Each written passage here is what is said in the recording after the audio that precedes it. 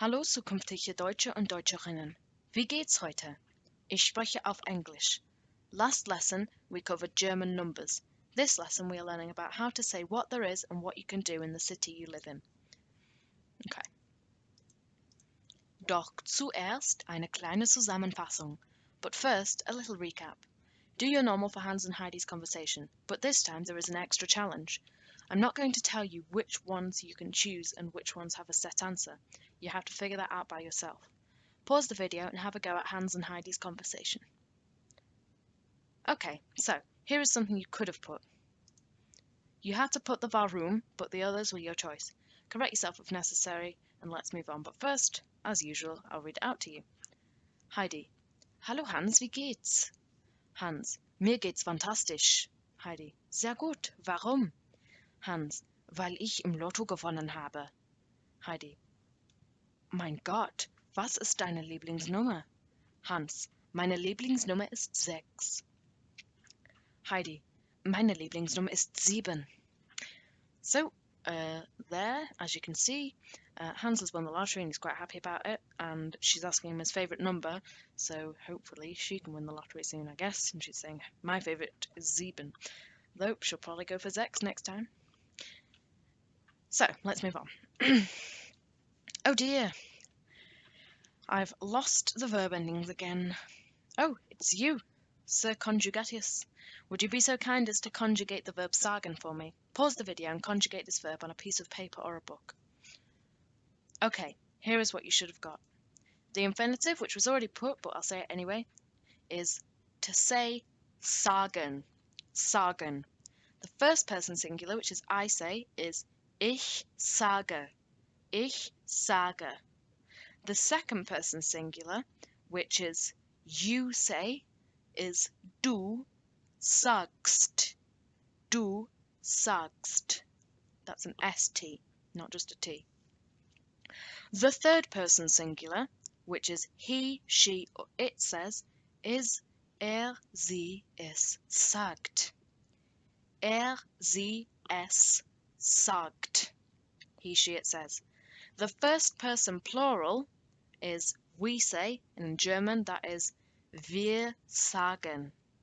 The second person plural, which doesn't vary in English but does in German, as we've covered before, is ihr sagt, with a T. Ihr sagt. The third person plural, which is they say, is sie sagen. Sie sagen. Also, in deiner Stadt. So, in your city. Los geht's. Was gibt es in deiner Stadt means what is there in your city? To respond, you say in meiner Stadt es gibt, followed by what is in your city. Also, was gibt es in deiner Stadt? Here are a few things that are commonly found in cities or towns, and at the top, the response, just to remind you in case you forgot already, in meiner Stadt es gibt.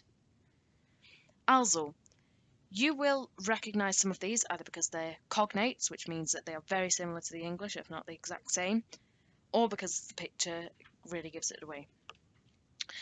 So, the first one, einen Park, is very, very obviously a park. So, in meiner Stadt es gibt einen Park. In my city, there is a park. The next one is pretty obvious because of the picture, but the word is different to in English. And the article has changed. Now, articles do change depending on gender and a few other factors, including something very complicated called the case system. It'll be a long time now before we cover the case system, but we will do gender soon. However, you don't need to worry about it now, but do try and get in the habit of using the correct gender. So, einen Park and then ein Kino. In meiner Stadt es gibt ein Kino. That's how you pronounce Kino. It's not Kino, it's not Kino, ein Kino. In meiner Stadt es gibt ein Kino. In my city there is a cinema. The next one, eine Schloss. Eine Schloss means a castle. It doesn't mean a school. I know that's Hogwarts, but it doesn't mean a school. It's eine Schloss. Eine Schloss. I've actually visited that castle where the Hogwarts scenes were filmed, the outdoor scenes with the flying on broomsticks and things. So, in meiner Stadt es gibt eine Schloss. Eine Schloss. In my city there is a castle. This next one is a school. Eine Schule. A school. Eine Schule.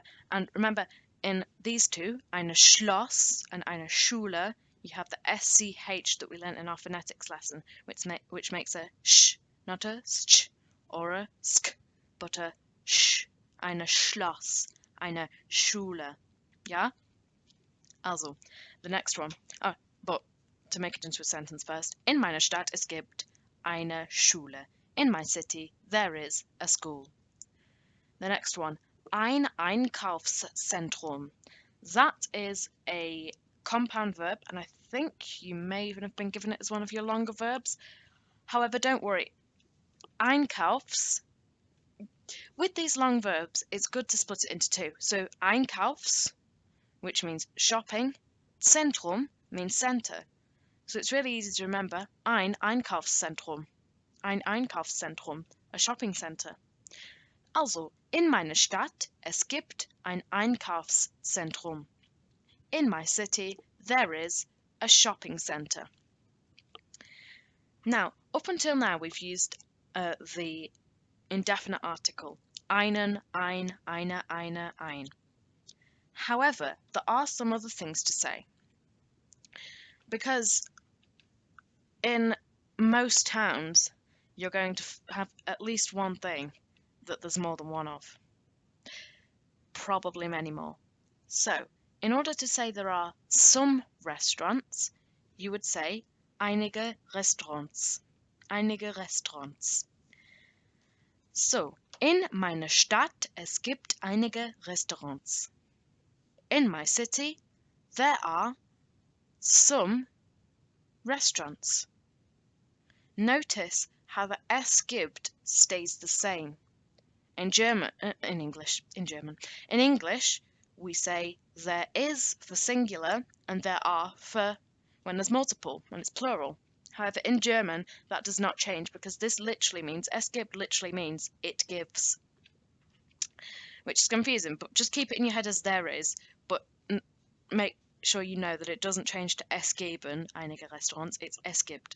Also, in meiner Stadt es gibt einige Restaurants. In my city, there are some restaurants. The next one is very easy. I'm not even going to spend any time talking about this. Ein Hotel, a hotel. In meiner Stadt, es gibt ein Hotel.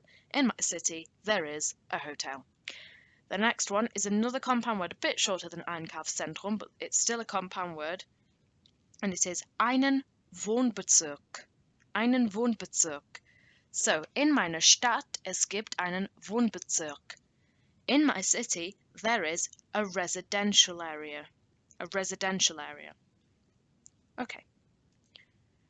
Was gibt es in Berlin? In Berlin, es gibt den Bundestag. The Bundestag. So this is just teaching you really about the geography of Berlin and of Germany. So here are some landmarks in Germany, yeah? So you don't have to remember, oh, what is Bundestag? Den Bundestag is just the Bundestag, which is the German parliament.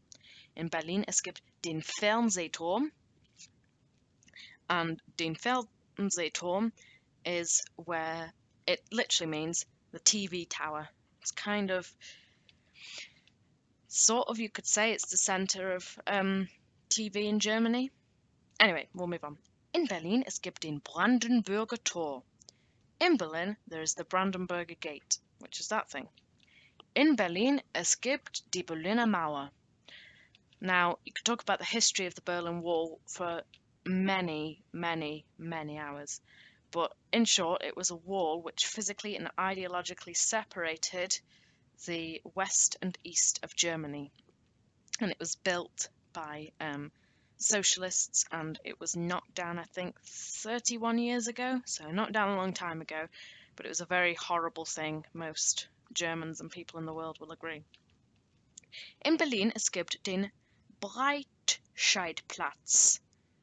Den Breitscheidplatz, which is that thing, not very significant. In Berlin es gibt das Schöneberg Rathaus. In Berlin there is the Schöneberg Council building. A Rathaus is a council building. Anyways, let's move on.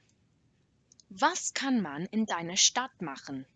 Was kann man in deiner Stadt machen?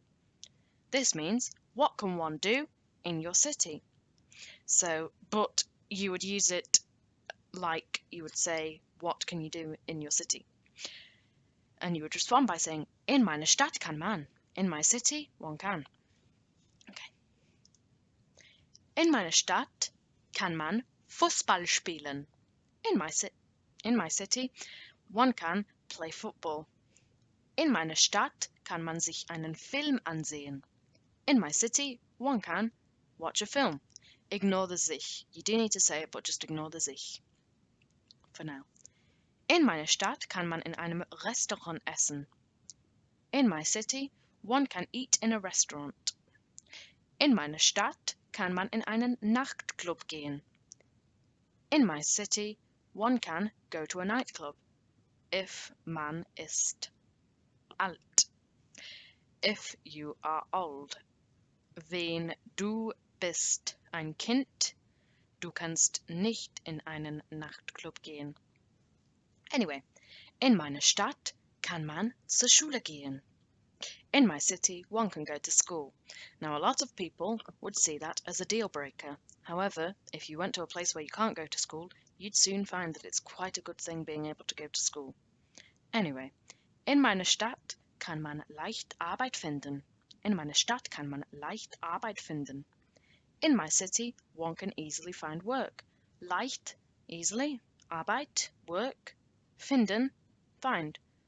In meiner Stadt kann man leicht Arbeit finden. In my city, one can easily find work. Okay.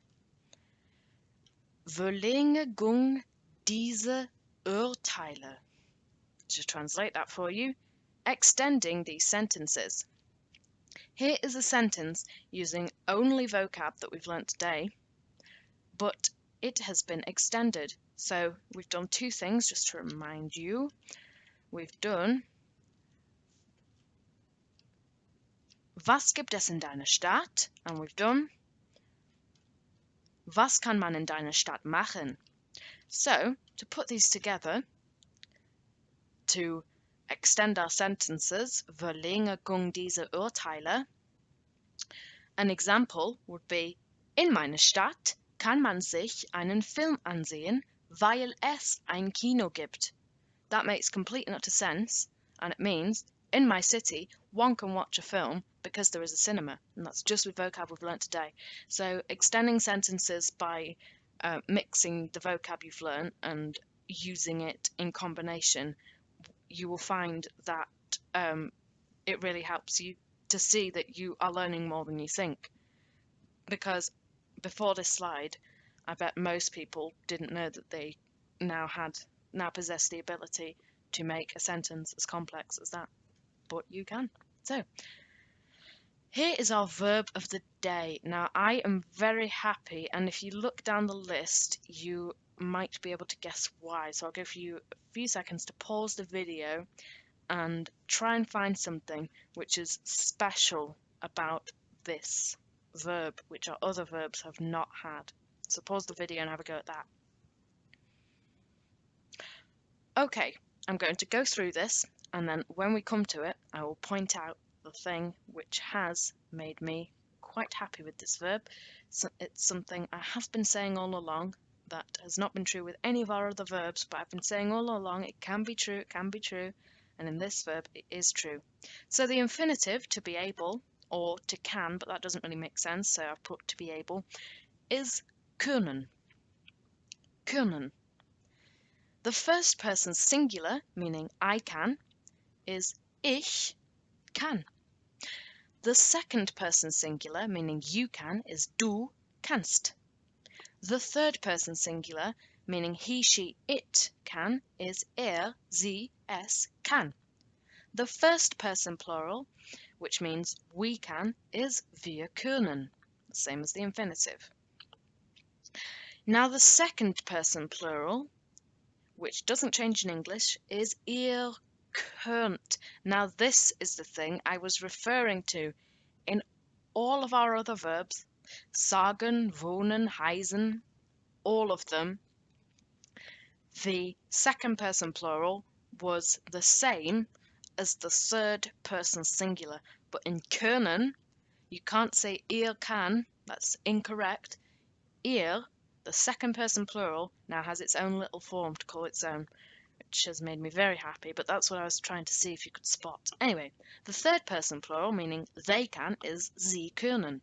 And then the past, which we introduced last time, I'm not going to do a massive thing about this, but I do want you to remember how to make verbs into the past tense, is gekonnt. Take out the umlaut, you don't need the umlaut in this, just gekonnt.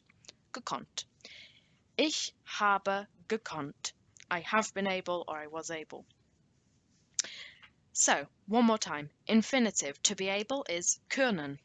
First person singular, I can, is ich kann. The second person singular, you can, du kannst. The third person singular, he, she, it can, sie, es kann.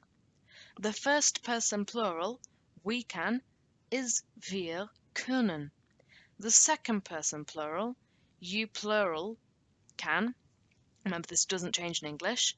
And the one that made my day is ihr könnt. Not ihr kann, ihr könnt. It has its own form of the verb now. And the third person plural, meaning they can, is sie können. And the past is ich habe gekonnt, meaning I was able or I have been able. That is all for today's lesson. Danke fürs Zuschauen. Ich hoffe, dass du etwas gelernt hast und ich wünsche dir einen schönen Tag. Also, zukünftige Deutsche und Deutscherinnen, auf Wiedersehen.